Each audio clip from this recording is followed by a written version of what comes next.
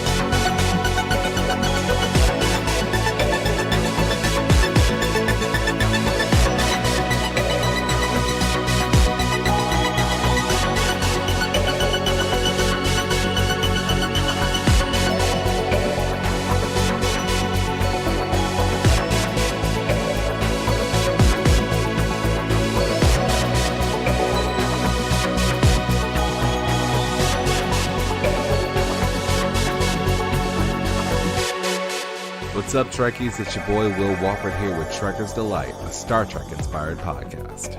Before we get started, we're going to give away $100, so make sure you like, comment, and subscribe to our channel where we will announce the lucky winner every single week. Now, welcome to Trekker's Delight.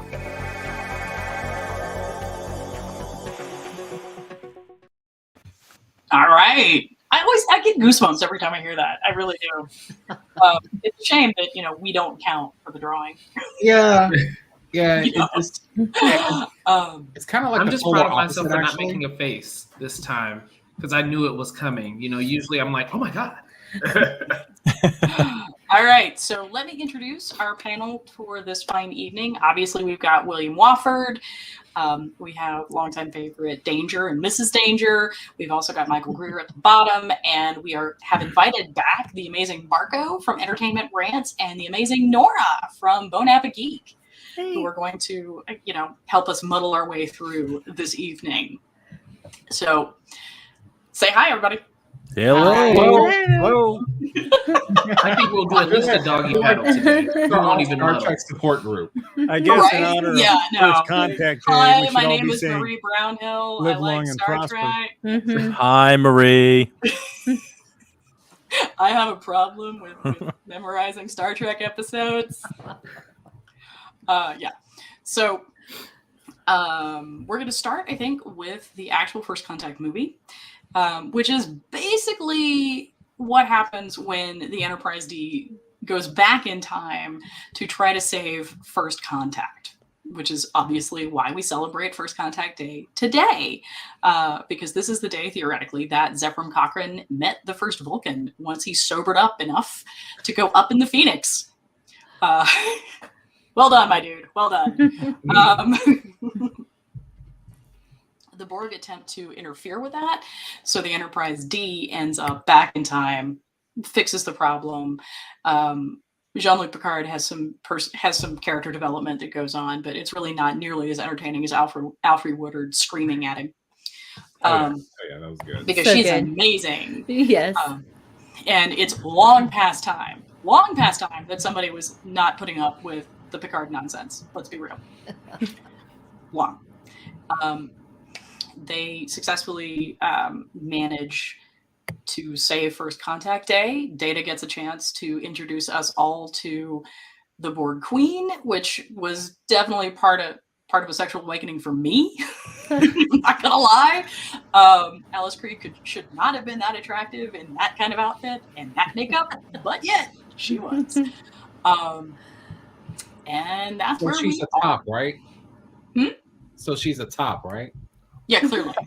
Okay. Clearly. Oh boy. Clarification, because We haven't even gotten started yet. I'm just saying, she has that tail. Am I the at only one bottom, drinking for this? Because I feel like I'm the only one drinking for this.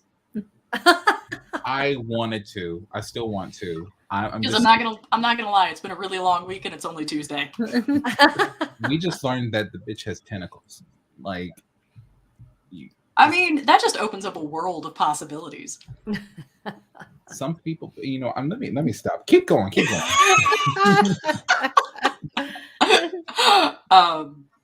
So yeah, that's basically First Contact, the film in a nutshell. Where do we want to go, my friends? Where do we want to go? What was everyone's favorite scene out of First Contact?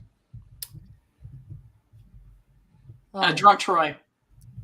I will play that scene. I will play that scene at the very end. Drunk Troy. Absolutely. Yeah, just passed out. I think my favorite scene was towards the end when the Vulcans are there.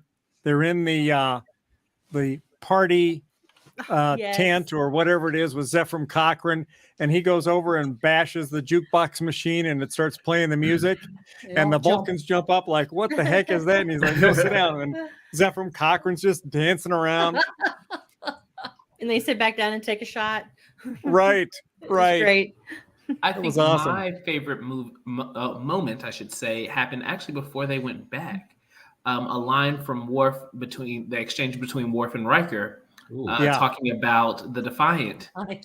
He calls it a little ship, and Worf little. Nice little ship. Right. Yep.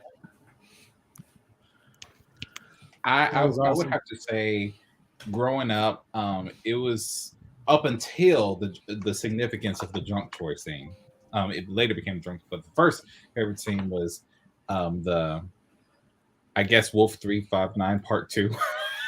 Because it's like, oh my God, that is so cool. It's just like the music was perfect and it cut off at just the right moment, even though there's technically no sound in space, and I didn't care. I was like, that was amazing. Like it's just, it didn't matter how Picard knew where to shoot. You just shoot. And I don't know why everyone else wasn't doing that. All they were doing was just grazing it.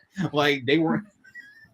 I'm sorry, but it was good to see. No, seriously. Like at that particular point, the starships are channeling their inner stormtrooper, and literally no one is able to do anything. And very technically, the Defiant made a cameo. That was the cameo, as well as the Millennium Falcon. So, because of course we have to have that. I also liked Data's comment. After they're listening to all of the radio chatter for the battle of, let's call it Wolf 3592, since William coined that. And Picard walks up and shuts it off, and he says, I'm going to disobey orders. If anyone has a problem with that, let me know. I'll put it in the log. And Data turns around and says, I believe I speak for everyone here when I say to hell with our orders. Yes. Which is, if I'm not mistaken, I think that's like a Spock line from Undiscovered Country. Yeah, it sounds right. Yeah, at the very end where he said, if I were human, I would believe the appropriate response would be go to hell. Yes, right. Okay. Yep. Okay. Perfect. Okay. I mean, every time somebody brings up a line from, the Undiscovered Country, there are two. One is certainly, what does God need with a starship? And the other is Captain, not in front of the Klingons. Just look. I know how you feel about number 5, Marie. I know. It's just it's. Let's just pretend it doesn't exist for today. Let's just, can we do that, please? The only thing that exists today is First Contact. There we go. Yes. There we go. All right. Speaking of First Contact, is everyone ready? It's a TikTok video that I made like about 2-3 weeks ago, and I just now thought to bring it here today. It's a lip sync video. You saw the first part, so y'all ready for it? Everyone, it's a shameless plug. Oh God, here we go. Name a movie that you could watch without sound and get every line right. To the Phoenix. May she rest in peace.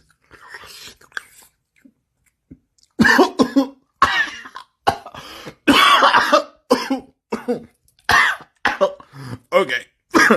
That wasn't so good. Well, I think we have to tell him the truth. If we tell him the truth, the timeline, this is no time to argue about time. We don't have the time.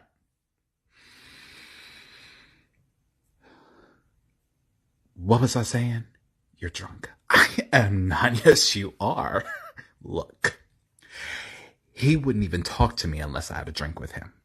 And then it took 3 shots of something called tequila just to find out he was the one we're looking for. And I spent the last 20 minutes trying to keep his hands off me. So don't go criticizing my counseling technique. I'm sorry. It's a primitive culture. I'm just trying to blend in. You're blending in, all right. I've already told him our cover story. He didn't believe me. We're running out of time here. Now, if you tell him the truth, do you think he'll be able to handle it? If you're looking for my professional opinion as ship's counselor, he's nuts. I'll be sure to put that in my log. That was awesome. Shout out to Linda for also knowing this scene inside and out. I was really watching her go through this. Like, okay. Yeah, we're nerds. Oh yeah. Very clearly. All right, So, Marie, which part do we move on to? one of the things that we've been talking about actually like throughout the last week or so is what makes for a first contact. And apparently Danger has been setting aside talking points on this. So lead on, Macduff. Well, my question for the group is, are we celebrating First Contact Day on the right date? Or has season 2 of Star Trek Picard retconned Earth's first contact date to instead be April 15th, let's say 2028, because we saw in one of the recent Star Trek Picard season 2 episodes that Picard has an ancestor, Renee Picard, who didn't lead, but she was part of the Europa mission, which launches from Earth on April 15th of 2024. And according to that newspaper that we saw Q reading in that episode, the mission was supposed to take about 4 years. So let's say 2028 would be the date that they reached there. And then supposedly when she arrived there, she discovered a sentient microorganism. And so the question I have for the team then is, First Contact Day, how do we define First Contact Day? We know that part of it celebrates Zefram Cochrane's breaking the Warp 1 barrier, or getting to Warp 1 speed, the faster than light speed.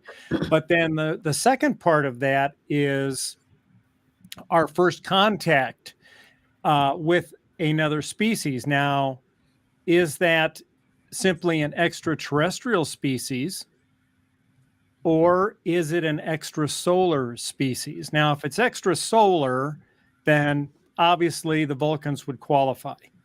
But if it's only celebrating our first contact with a sentient extraterrestrial species, then technically that discovery of the microorganism on that Europa flight by Renee Picard would qualify.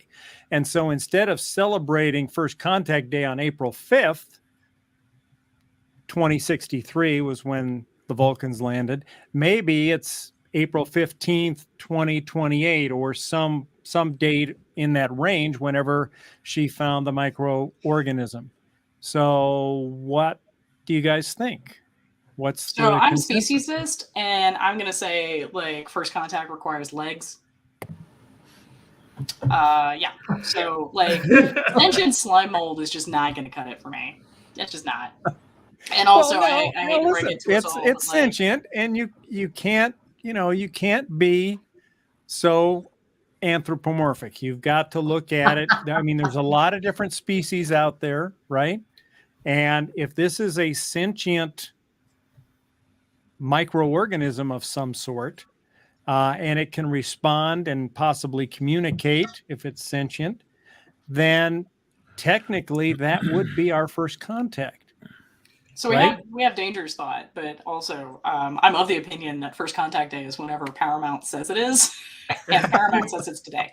Well, they say it's today now, Okay. but are This they is in the what process of retconning it? Because here's the thing. he's According giving this to He is Picard, clinging to the slime mold, guys. Really Well, He's bad. clinging to the according- slime mold. Just give According- it time. Wait until you see all the. Which I gotta tell you, like that is not a phrase I ever You thought I would just say. got out here. loud. well, so here's what we know. Picard and Okay. his crew in this last episode, they travel back in time to April 12th, 2024 in an attempt to restore their original timeline, ostensibly altered through Q's actions, right?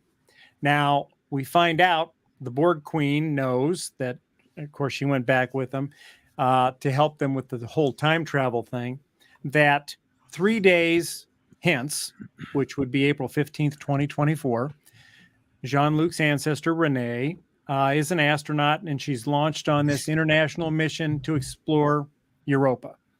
And while there, she discovers this microorganism that she believes is sentient. Now, the key word there is that she believes it's sentient. Now, we know that in science fiction, the word sentience is often used interchangeably with other terms to imply sapience or self-awareness or intelligence or consciousness. In fact, Star Trek itself does this very thing with the word sentience. And to find that, just look at TNG's episode, The Measure of a Man, where Data is declared to be a sentient being, right? Mhm. So, I feel like I need more bourbon for this. Yes, well, probably. It Going out. sounds like we're gonna I get really do. into I feel like we awesome. need more bourbon for this. now we know that intelligence is notoriously difficult to measure. Yes. And as a concept, as we've seen even with Marie's comment, it's been overly anthropomorphized. But regardless, Renee thinks it's sentient. She convinces the mission commander to bring this microorganism back to Earth. Now, Picard comments in the episode that the history of this time period is wildly incomplete. And he goes on to add that the century leading up to first contact is rife with chaos. So we know there's some lost information there.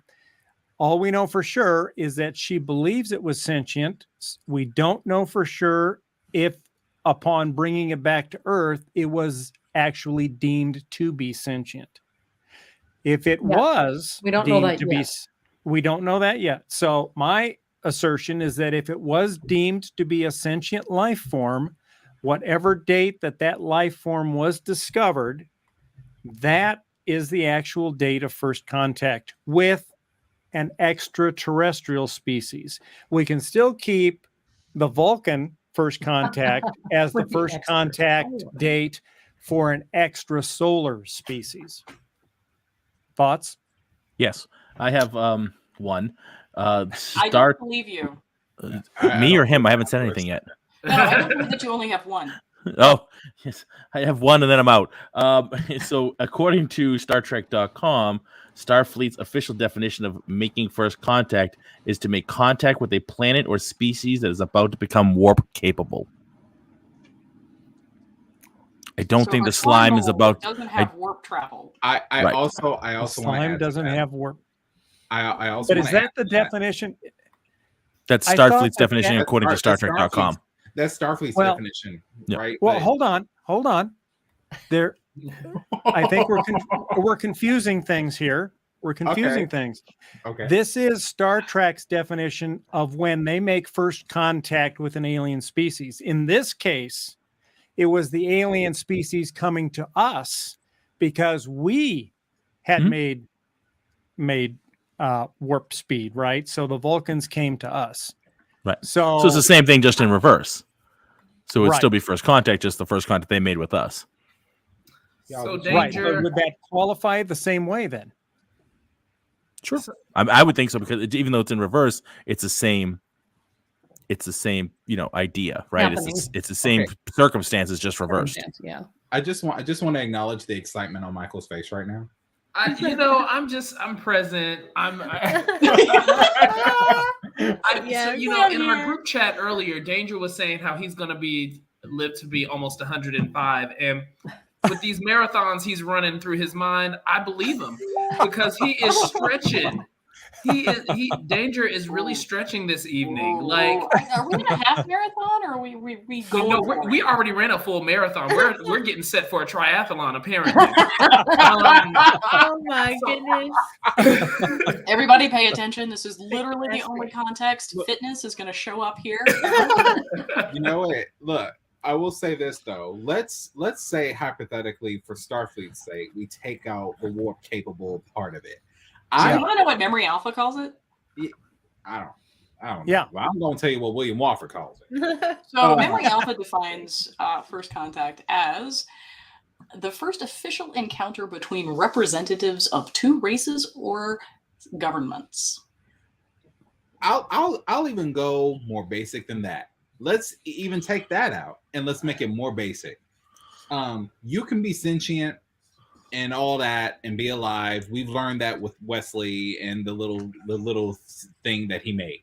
That the idiot. Also, I gotta tell you, I've had some ex-boyfriends and others that may or may not have qualified as sentient. So I don't really think that we all have our moments. But the point I'm saying is, when I think of the word contact, I don't think of a one-way conversation or me going to you or you coming to me.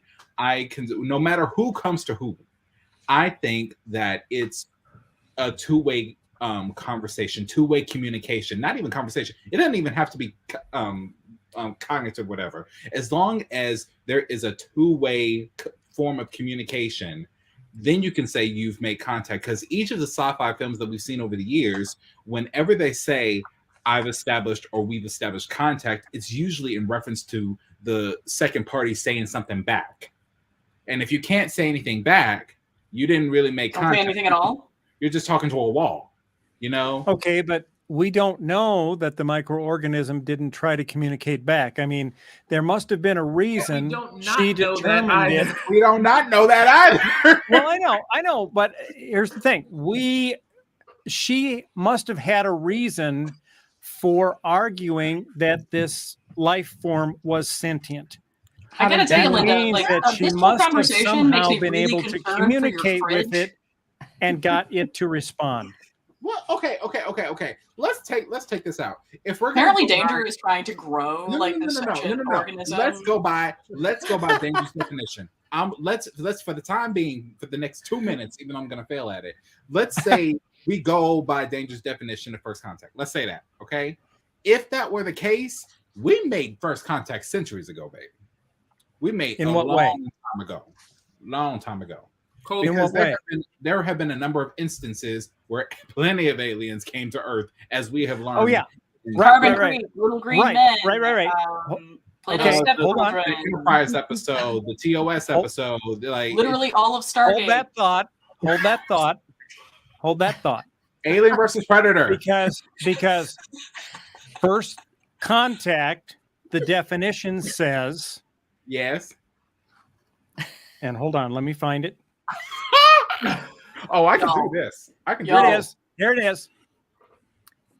It's our first open contact with an extraterrestrial or extrasolar species. Right. By open contact, it means that the both parties are transparent with who they are. They're open about the fact that they're aliens, because we know from Enterprise that T'Pol and the Vulcans were on Earth back in the 50s, right? But they didn't advertise their existence. They kept it secret that they were Vulcans. So even though they were there, that doesn't officially qualify as first contact because it wasn't an open contact. It was a hidden contact. And obviously, then how do you explain? We have to assume the microbes are not disguising themselves as COVID-19.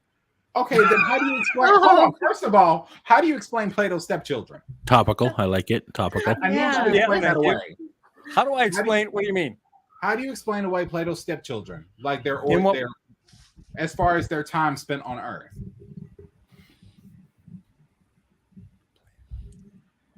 A hush falls over the crowd. You're talking Always good for a podcast, by the way. That's one of our first contact. I do want to know this. Hold on, wait.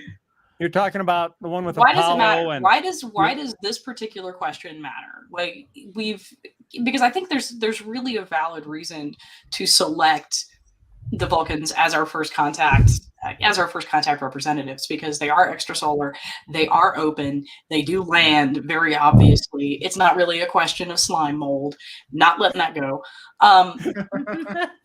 So that's very if speciesist of you.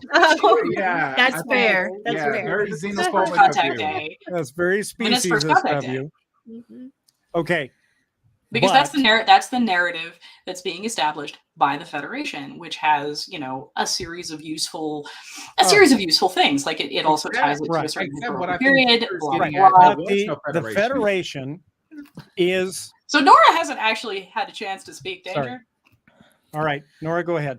While I do agree that would be a technicality, we were given such a beautiful moment as a first contact, and I just don't want to mess it up. The ship was beautiful. We had a jig at the end. I mean, you can't ask for anything better. Well, unless you look at the Mirror Universe, Zephram Cochrane. Oh, Wait, he think got how his dramatic full that game. turned out. Got him.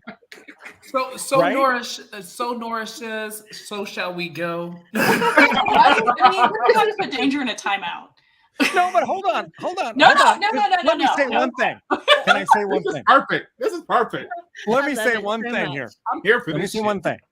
Think of how planet altering Okay. the discovery of sentient life on another planet in our solar system would be to the planet Earth. That would be completely culture changing. I mean, it would be such a moment in history. You think that would not be celebrated as a huge event? We've been working on Assuming, that for assuming if we ever decades. find out about it. That is true. But that is an excellent segue. So I think before we get into first, yes, William. We have Velcro because of T'Pol's ancestors. I just want to say that. Velcro. Okay. I have Velcro. The end. It's, Okay. it's what I use So, to but make this before uniform. we get too far, and we move into what we think First Contact is going to look like, I really want to see what Manny has to say about this movie. Yes, Yay. indeed. Oh, shout out to our other brothers. Or Manny is actually away, or I think coming back. What was I just gonna say? He's Yeah, away. he's been in Phuket. Phuket. Yeah. I hate him with love. And All the hearts. yeah, he's And I having a great time. He's been maintaining contact. He was gracious enough to bless us with a video before he left. Also, another shout out to Jermaine Watson, who's the captain of this ship. Shout out to his students for doing a great job at maintaining their score level compared to the rest of the school.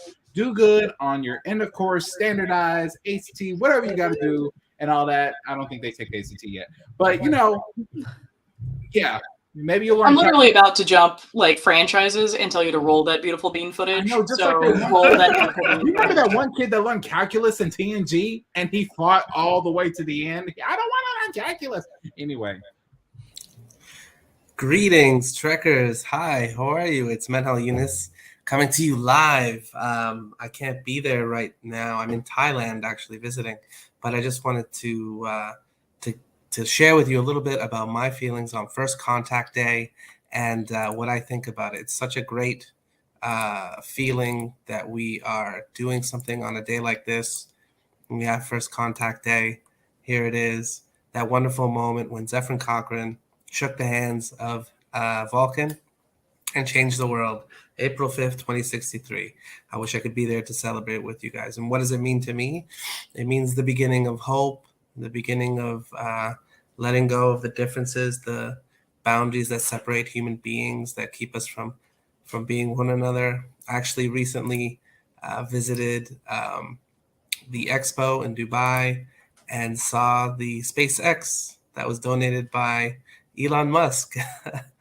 And just so inspiring to know that we are actually slipping the bounds of this planet and moving on. So just wanted to share that with you guys and to wish you the best I hope you have a really great day today. And just remember to enjoy it, enjoy the discussion, and I'll see you in the stars. Take care. Also, mad props to the Vulcans, who apparently have not made any strides in hairstyles for centuries. None. Hey, if it works, you know. But does it really? Yeah, it's just the same thing. It doesn't really work. The person who managed to change his hair, however slightly, was Spock, and that was because he's literally in 3 different shows. So. But Marie, They if might I be, could, they're probably Orthodox Vulcans. They're required to maintain that hairstyle. so Marie, do Excuse you me. remember when at the Discovery finale when you said you could not believe that the Vulcans had not changed in over 900 years? Their hair is proof that they can stay consistent. And it kills me every time I see it. It does. It kills me. I mean, Any God other bless- hairstyle would not be logical. God bless Lipton Peck is like Danger, you just redeemed yourself with that one. All I gotta say is a Vulcan's hair is straighter than my love life. because that's Oh. a high bar. That was dangerous. Because that's a high bar. Marco's just like, bro. Whew. Oh, Can't hear anything without my glasses on. What the hell? Very good. Very good. gosh. Okay, Marie, where we at? What we doing? So actually, I think now this dangerous question before we watched Manny's video is a really good one. Or it's not really a question, but his point. Now, so what would it be like? We've talked a little bit about it. Again, in the run-up videos to this discussion, like what First Contact would be like. Like if you woke up tomorrow and a Vulcan had landed on the lawn of the White House, what would that look up? What would that look like? I think, just real quick, I promise it will not be more than a minute. I can start to talk. I am timing you. So I think that, and maybe it's just my inner paranoia, but I don't think we're ready for First Contact. I think so. They'd leave. I don't know where they'll leave a lot. They're like the murder I just hornets. know that humanity has had a very nagging habit of fearing things they don't understand, and the only 30 seconds, William. The only reason why First Contact went the way it did is because humanity was in no shape to fight back. Exactly. Thing. It was literally, we keep forgetting about this part for the most, it's a post-apocalyptic era. 600 million people were dead. The countdown continues. Cities destroyed. So they couldn't really do anything. Social media was gone. Like, so I think as of right now, I don't know what the protocols are, but I do know what I believe. I don't think we're ready. I think it'll be met more with fear than understanding or willingness to understand. All right. And All William, right, just a moving caveat on. there, with social media being gone, they probably would have been more productive. Well, there is that. I feel like you've been talking to my boss, Danger. Like, don't do that. All right. So, Nora, what do you think about where do you think we would be? Is it murder hornet territory or something else? I mean, the last couple of years. No, I wish we would. I would say that we would have that beautiful moment, but knowing us, we would just f something up, and then they'd have to come fix it. Honestly, that's where I'm at. We'd have something up. And they'd be like, "Okay, we'll save you. This is one freebie, and that's it." All right. So, Linda, what do you think the F up would be? Oh, I don't know, but it'd be a big one. We would shoot it. Bigger than we've already done. So, Yeah, it would be epic. I'm sure. I think I'm with William. I don't think they're gonna show up because I think they take one look down and go, "Let's come back in 10 years and just." if it see." wasn't good enough for the murder hornets, no, I'm not. It's just like y'all couldn't even, like, y'all had 100 years to get another virus right, and y'all couldn't even do that one right. Oh, Nope. Just Literally making the same mistakes. over and over worse. and over. Like, don't y'all learn anything? No. Oh wait, you erase your own history so you can control the future populace. Got it. oh. Right, Michael. We were gonna shoot it, and so hopefully they have good shields. We are totally get the codes. It's gonna be like this is. We're probably gonna say like this is Russia, this is China, this is somebody coming down. That is technically if they hit the U.S. But wherever they land, we're gonna shoot it. No party for us. And so my hope is just that there is a level of patience and a level of understanding that when it comes in, I think that while it would be met with skepticism, right? I personally like to think we are ready because I think I'm ready, and I think there are more people. And Michael like is you. literally indicative of everyone else on the planet. Pretty much, but I think there are a lot more Trekkies out there than we give credit to. A lot more people are ready. Marco. So I think it depends on what their intentions are coming down. Clearly, if they make it here, they're ahead of us. They're way more advanced than we are. We haven't made it there, but they've made it here. If they're coming down with good intentions, looking for intelligent life, as Linda said, as William said, they're going to look around and go, nope. We're bitching. We're out. If they're coming down for a fight, we'll give them a fight. But obviously, their technology is going to be more advanced than ours, and it's Independence Day. We're screwed. You don't even give us no. But then literally all we need is a MacBook, and we're good. One more MacBook, give them a good virus, and they're all out. Hey, right? I'm here for it. I got it right now. We can only pray it's signs, and they have a little allergy to water. You don't give us signs. We get a little allergy to water, and the aliens came down to the planet that's covered 70% in water. Morons. Then we have a fighting chance. Yeah, if they're really dumb, then then we're good. But they can't be that dumb if they made it here. It all comes back to the fact that they made it here, and we haven't made it there. They could actually have an allergy to like PFAS or something like that, and then we're really upset. Quick peanut allergy. Everybody else on the planet does. Why not? Oh boy! I don't know if anybody else remembers Alien Nation, the movie and the series. That's actually one of the things I really loved is that the Tectonese could not handle salt water. 70%. All I'm saying. 70% is right, and I think that right? number is about Yeah, right. like 80%. 70% is covered in water, salt water. It's like, hey guys, you literally picked a toxic planet to land on. Well done. Yes. Yes. All I gotta say is, Marie, get your canisters ready and harvest as many hydrocarbons as you can from the kids, because they put out a lot of them. Oh my god, that's true. But I really don't think anybody else wants toddler hydrocarbons. I'm just gonna throw that out there. I reject this. I will say, according to Trek, even we as humans even punch it to demon class planets every once in a while, so we can't blame the aliens for doing the same. Sure. Yeah. Fair. True. I think that's class Y, right? Okay, cool. I don't know why I remember that. Yeah, no, it's literally the bad choice planet.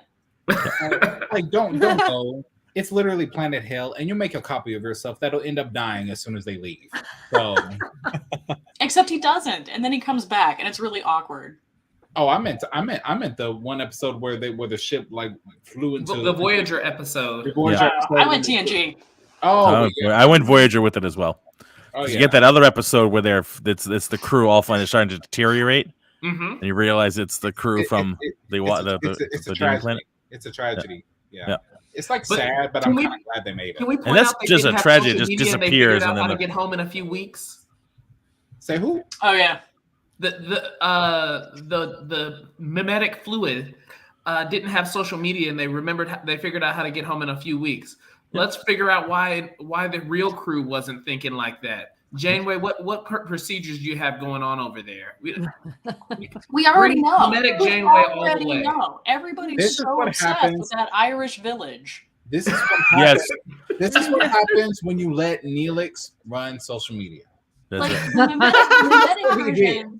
the mimetic versions didn't care about the holodeck, whereas literally everybody else is like holodeck. Fairhaven. I couldn't remember the name of the Fairhaven. Yes.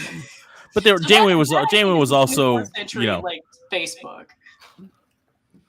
Janeway was also ready to stop at any planet and help out or do stuff when they just wanted to get home. She kept putting on the brakes, taking turns, taking a left turn at Albuquerque just to help somebody out. Now you're just mocking me. Just book it home. Now you're all I mocking gotta me. say is, Oh no, speaking about a little too close. Speaking about Janeway specifically, and only Janeway, she was better when she had a man. Well, now let's be clear. Wait about a it. minute. Janeway is my Janeway favorite. specifically. I did not say Some of her, women. but I you said all can. Janeway specifically. Fighting words. I So said, Janeway is my favorite captain. So again, you can make I can make fun of her, but you can't. Like it's just not. It's just really not allowed. Like I can get a shirt that says "Memetic Janeway all the way." You can't. Okay, I mean, That's a boundary. You know, time. I need to know if that shirt exists and where I can order it. I don't know, but it needs to be in our clothing line. Hashtag Trekker Delight Clothing. we have been talking about No, this clothing hashtag line. TV Clothing. Someone needs A to take Trek notes. experience. Oh, We've I been love talking that. about we've been talking about our clothing line. We've been talking about drunk Trek. I mean, we are so far behind Marco. And I have a clothing line. What are you people up to? Let's go. No. Show us your phone case. Oh, hold on. Oh my goodness! nice, Oh my goodness! fancy. Okay, but it's like, but the oh, that's really Oh, mouse pad. Who's that? Like, look at Marco. Marco's like a grown up. I even have a Yeti for my karate school. But what I was but the point was Has my apple cider in it, by the way. My mouse pad. oh wow, That's hot apple cider, by the way. Tuvok would point it out so many times and read Janeway like it was nothing because they're friends. And whenever she's in her thoughts too long and she's over worried about the crew, she makes irrational decisions. Like sacrificing herself. Wait, ooh, that's cool. I like that. It's common knowledge in my school. If you stand still long enough, I will brand you. You'll have some sort of a logo on you. Yeah. Like sacrificing herself too many times out of guilt when she should be putting her own mental health first. And the only time I ever saw her put her mental health first was when she said delete the wife. That was legit. That was a legit moment. Like, I'm not gonna lie. That was beautiful. It was literally a Janeway episode, and it was so well written. I just wish she would have had a man. That's all I got. William, remember, Seven read her about that as well. Seven said this is highly inefficient. Oh no. Oh, how many times did she say that? Oh, like every other day. Right. Like poor Seven. And now Seven is highly inefficient. Now Seven is dealing with rap. Right? How did she end up with? I mean, I can kind of see it now. But my God, Marco! Anybody need stickers, y'all? Anybody want a magnet? The fact that you had nothing hurts my feelings. I'm not So gonna Marco, lie. so you have to get a candle and give it to Manny because I don't know if you caught that Manny had literally 9 candles in the back of that video. If you get a candle, I guarantee you there's a market with Manny. You got it. I'm on it. It'll be done by Thursday. Yes, this Perfect. is. I mean, and it's gonna be. This is entertainment rants. The candle. The candle. Entertainment That's it. rants. The towel. That's it. I even made during the beginning of the pandemic. I made a Spaceballs the mask. Nice. I had one printed, black with Spaceballs the mask. Nice. I love it. how did we get here? We took a road. That's my line. That's my line.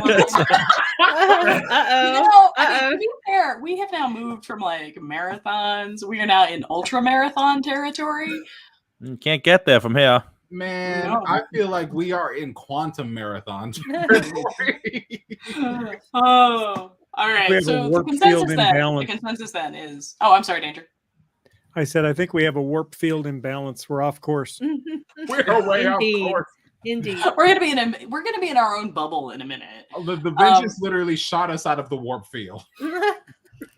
So I think the consensus is that we would definitely F it up if somebody showed Yeah. up. So fair play. I think that, Play. yeah, Um, I think that First Contact would probably be more like the movie Arrival, really. If an alien species were to come here with the intent purpose of trying to communicate with us, it would be something like that, where they would pick a spot and we would probably have to send our best scientists there to try to figure out how to communicate with them to establish a dialogue. And You know, I feel like who Marco's knows? about to Maybe go get maybe we entertainment never rants would. now. But what's that, Marie? I feel like Marco's about to go get us the entertainment rants, the towel. Or Oh, like no. luggage. The Wheel out t-shirt. some luggage. So I'm sorry, T-shirt, I'm the sorry, towel. Danger. Like, continue. No, that's okay. I think it'd be more like the movie Arrival, and Mhm. you know, it would be, you know, it would probably take months and maybe years just to learn how to communicate with an alien species. You know, because other than maybe mathematics, we wouldn't have, and physics, we probably wouldn't have much to base common Communication. framework on. But Yeah. that would be a start. But it would take a long way to get from there. It certainly wouldn't happen as fast as Discovery did it with Species 10C. Yeah, I mean they have. Yeah, that was literally because of Zora's a MacGuffin. Right. Yeah. Right. So, And this then- is and actually a good place to move, because now here is the exciting announcement part of today's discussion. One of the things that the strange I don't know, everybody's seen the Strange New Worlds trailer, right? I think Michael. I'm going to ignore the jazz hands. I'm just going to ignore that. Just gonna move on. They're great hands. But one of the things I love about the Strange New Worlds trailer is it talks about how, you know, First Contact and you know, traveling to the stars is, you know, the realm of science fiction, and it's not. For those that are just listening, Marco is literally showing us every product that has his company name on it. And it is endless. There's a lot. It is extensive. And Oh, look, he's wearing his mask. fantastic. And so I gotta say, I really kind of wonder, since we know that Strange New Worlds is dropping May 5th, I really kind of wonder how they're going to tie that concept in, right? Because obviously Christopher Pike and, you know, that whole group is like, what, only 30 years before TOS? No. No, If it'd be like 9 or 10 years. Yeah, I mean, yeah. Well, hold on. Well, we don't know at True. what point do they start. Like, do Well, they start? We I'm do going know. We do have a clue in the fact that Pike talks about having his vision of how he dies, So this and is we after know he that. got that vision in what was it, season 3 or season 2 of Star Trek Discovery, right? it's not Which- even how he dies, it's how he ends up Right. living his twilight years. Right. But I mean, Which we makes have it to so much assume worse, by the way. We Like, have to assume he I dies gotta in that say, chair, right? Right. We have to assume he dies in the chair. So brief segue. I'm actually really disappointed that they brought that forward into canon. Here's why.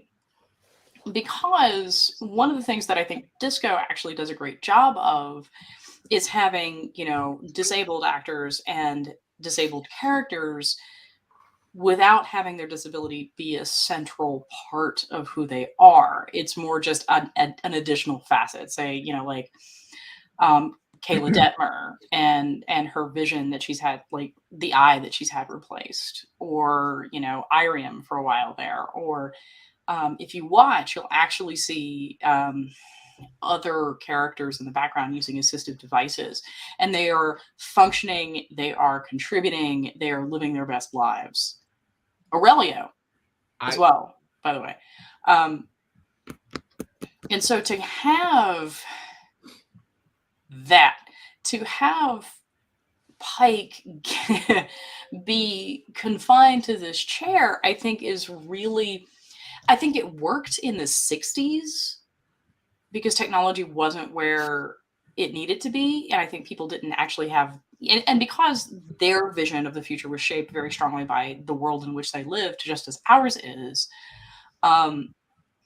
they couldn't really envision a situation where assistive devices would move forward and allow people to do so much more. Mm-hmm. And I'll get you a second, promise. Whereas Disco is the product of 2022, 2021, 2020, and we have a better sense of how assistive devices can be used, and how Pike's life could have been so much better that he doesn't actually have to go back to Talos 4. Michael. On behalf of Danger, I'm going to say you can't have it both ways and, and try and stick with First Contact Day. Nice. Here. I'm not saying that it's not canon. I'm with you. I am saying that was. I will say a problematic choice. I will say that I do understand where you're coming from, and I do love that that perspective. And thinking of that representation, I do enjoy seeing the actor with ASL that is, I can't remember his name right now, but who is actually on screen and living and working and literally making Star Trek canon. It's very empowering. But I think to a point that still limits us all, and going back to the fact that we as a species, even in 24 in the 2400s, we haven't defeated death. There are still disabilities and still limitations to our technology. With Pike, we figured out a way to allow him to survive and function, but there are still limits. And we also, as a human body, we are fragile. And there is only so much damage and so much punishment we can take and have those assistive devices still work. So I think that I would love to see that in a way, but at the same time, we also have to remember that we are limited in what we can do and how we as people function. So I would buy that, except for the fact that Star Trek. And then I'm going to shut up. Hold on, one, and then I'm going to pass it back to you. Just 1 second, and then I'm going to shut up. I promise. I want to say, as a contrast to Discovery, I know more about the Strange New Worlds crew from just the freaking advertising than I do after freaking 4 seasons of Discovery, and Paramount Plus should be ashamed of that fact. They have literally wasted those actors' time, and they could have created so many spin-off series and given them so many more debuts, and they have literally wasted those actors' time. And Paramount Plus and Alex Kurtzman should be ashamed of themselves, because now they're going to try and ram it into 1 season, and there's so much more they could have done. Yep, I agree. Not agree on that. All right, William. Okay. All right, William, I'm putting you on a timer. Okay. I need 2 minutes. Okay, so I have 2 points actually. Number one, clock's ticking. I don't like the fact that Pike is going to end up in a wheelchair any more than anyone else does. But this is my first point. There is one other character that immediately came to my mind that was almost confined to a small space, not allowed to move. And if he did, it would have meant certain death. He would have suffocated to death. Who is that character? I'm now going to have nightmares. So thank you. Neelix. His lungs. Yeah. When they took his lungs, he was stuck in that tube. Dude has claustrophobia. And the doctor literally came up to him, "Don't worry, I'm not going to kiss you. I'll try to contain my disappointment." Like, that is like a perfect example of some things are being. Now, that was the 24th century. A good 80 years later. Okay. And there's still certain things that are beyond our, even when Troy and Riker lost their son, moving to a whole healing planet still didn't work. So there are things that are going to be beyond our control. That's number one. Number two, I do not think that's going to be the ending for Pike. I do not believe it. I don't think it's going to be that way. I think there is going to be a twist. I think there's going to be one heck of a twist coming, because you're not going to hold on. I got 20 seconds left. You're not going to sit here and tell me that you are already going to give away the ending to Strange New Worlds and then call it quits. You're not going to do that, because you saw how pissed off Trekkies can be at season 1 of Discovery alone. And that was your debut, Kurtzman. Okay, so you got to do this right. You can't just say. Did not anticipate that this discussion was going to devolve into Kurtzman. I'm just saying. I feel like that there is going to be a twist, that it's going to happen, but there's going to be a twist that we have not seen, that we've not foreseen. There's going to be more backstory. There's going to be more leading up to it, and we're going to be blown away. You're going to have to pass the conch to Danger now. Just like you were blown away by today's trailer. All right. Go ahead. Well, first of all, if they were to change the fact that Pike ends up on Talos 4 with Vina, as we saw in the original series, then the canon Nazis are going to lose their shit. What goes on They off can't screen change is that. not their business. Because What's that? Not their business.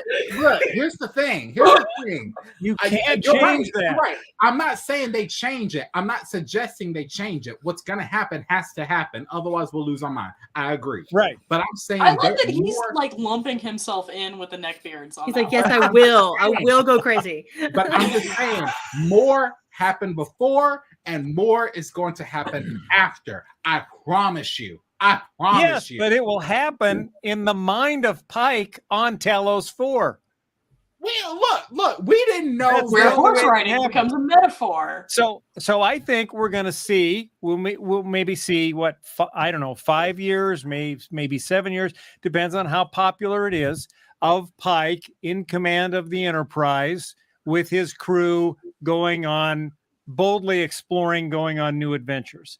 Okay. But as the series ends and we transition to maybe another Star Trek series, maybe with Kirk and a new crew or Section 31, I don't know, whatever it is, at the end, we will see Pike damaged by the accident in the wheelchair and probably ending up on Talos 4.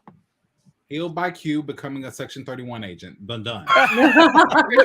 Like, So sit here and tell me. now what we're doing is we're pulling scripts off AO3. Gotcha. All right. Moving along, we have 4 minutes, and I really, really want to get to this, which is the big announcement for Star Trek Picard Season 3. Like, it's so exciting that we actually got the massive head bob from Linda. So, like, I'm going to need that again. Tears. There we go. Tears There we flowing. go. So let's talk about that. Let's talk about the fact that we are looking forward, but also then into the past. TNG crew. Yay. So everybody's back. Yeah. But why not Wesley? Oh, come on. Shut up, Wesley. I mean, to couldn't be we have- fair, Will Wheaton has all of the After Trek shows, which I haven't seen, but I'm sure they're good. They are. I Yeah, they're good. I haven't seen that one. Yeah, they're good. They're pretty good. And he's great at audiobooks. So he's good. He's fine. He's got his place. I like them more in Big Bang. But I think it's awesome. We're going to see the whole crew reunited in some respect at the end of season 3 of Picard. I think that's a great way for the show to go out. I'm really curious as to what letter Jean-Luc is writing that he's signing in the beginning there. What is he inviting them to his wake? I don't know. Is he? That got dark. I know. Do we assume that Jean-Luc has an off switch like Data? Oh no. I'm not gonna. Oh my god! All right, Marco, have you heard about this? Yeah, I mean that's kind of where my mind went too when they said they're all coming back. It's kind of like it's probably going to be their final send off. What would bring them all back, unless they're going on an adventure or they're coming to memorialize him. So their we're captain. channeling all good things, is what we're thinking. Yeah, as much as I hate to see it, if you just leave him still gallivanting around the galaxy, or how do you do that? How does that wrap up such an amazing character arc and career if you just keep him, keep going a la, anything like that, a Quantum Leap, if you will. He's still going and he has no way to get home. So, I mean, at this point. Did you have to go there? Did you have to go there? It's one of the worst endings of a show. Yeah. So the worst ending was a show. I can't wait till they bring it back again and send his ass home. Alf, man. That and Alf, like where Alf's going off to get vivisected, and Sam Beckett never comes home. Yes, exactly. So I think that's my own is that they're gonna end up killing him off. All right, That's we a have poll. 1 minute, and I'm really going to need us to come up with something funny or uplifting after that. So thanks, Marco. No problem. I'm a booster. That's what I am. Y'all I will time just sorry, add that we did even have to see Kirk die, right? Say it I again, will Mark. add that even Kirk had to die. Of course he had to die. Right. He had to die. So in my Plug him mind, up on a mountain under some rocks. That was nice for him. Yeah. You're Not good. bad. Rock, Really. rock. You're fine. Shut up. And a badge. And a badge. And the back. so One good gust of wind and the badge is gone. Well, it's just a pile of rocks now. I know. As somebody who lives in a desert with all of that, I'm like, literally, that would last approximately 2 days. That's right. Gone. Something carries it off or it gets blown away and it's just a pile of rocks. And then, something's going to eat Kirk. I did Glorious career and there's nothing left. I did read in a Trek graphic novel that Spock did go back for his body and brought him back to Earth and placed him in a cemetery. Yeah. And this was a few days. This was a few days after Picard and his crew left. Oh, good. All right. so That's for good. that- I like it. to that point, I think that they're not going to actually end his character. I think that more than likely, like they've been able to transfer his consciousness, they're going to figure out a way to allow his consciousness to live on in Picard in and of itself, to continue to live in that thought process and that mind of his. And I think they're going to save it for a later series, somewhere down the road where they have to bring back Picard in a new body. And they'll Or do the that new fractal hologram. neuronic Or he's cloning. the ship's computer. All right, guys. That's it. Fractal neuronic We have made our hour. We are really thrilled that you guys joined us. Certainly, Nora and Marco. Oh, it's so much fun. It's exciting. Thank you It for was- letting me enjoy your day. That was great, but I still got 15 more minutes, so let's go. No. All right, guys. So That's fair. thank you so much for sticking with us and our first really big event as a podcast. Well done, us. Yay! Yay! You guys rocked it. Woohoo! Next Super First excited, Contact Day, April and 15th. Certainly stay tuned. Certainly stay tuned and look at the rest of our podcast. We're gonna stick Subscribe, with that. like, comment, let us know where you want us to go going forward. And we are going to say goodbye. We'll be back in 10 days. Live long and prosper. Just Thank for you for letting me spend 5 minutes plugging my show. So, you know what? But bye.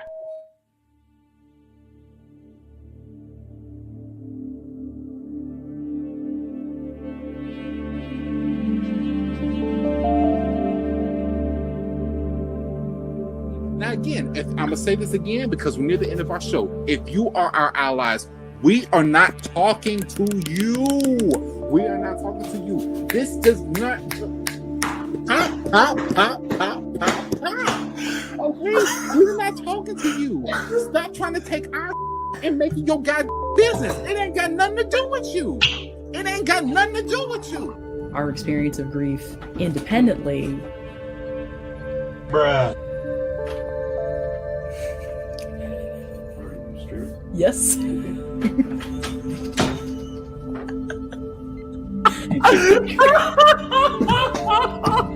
I love that they're in the comments. So much is like I'm just reading the comments. Yeah. They should brought their child out. Such a good point, Will. God, that's such a good point. And he's really thought about it too. You should be here. William, get over here. I thought he had a girlfriend on Insta. It's been ages since I've mucked about, but Okay, moving on. Let's move on. we gotta move